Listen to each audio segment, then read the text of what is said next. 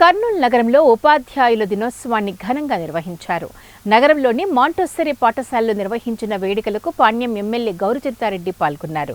విద్యార్థులకు తల్లిదండ్రుల తర్వాత గురువుల స్థానం ఎంతో కీలకమైనదని ఎమ్మెల్యే తెలిపారు. విద్యార్థులకు చదువుతో పాటు క్రమశిక్షణ నేర్పించాలని ఉపాధ్యాయులను కోరారు.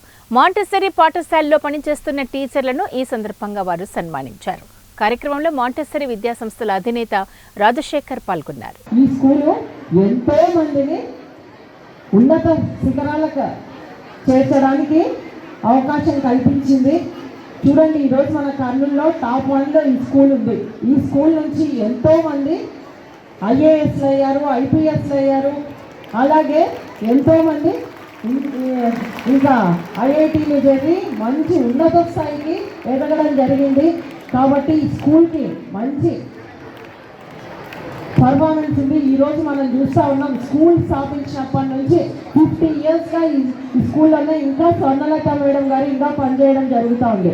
అలాగే శశికళ మేడం గారు కూడా 43 ఇయర్స్ పనిచేశారు. అంటే స్కూల్కి యాజమాన్యానికి ఉపాధ్యాయులకు ఎంత అవినాభావ సంబంధం ఉందో దీన్ని బట్టి అర్థమవుతూ ఉంది.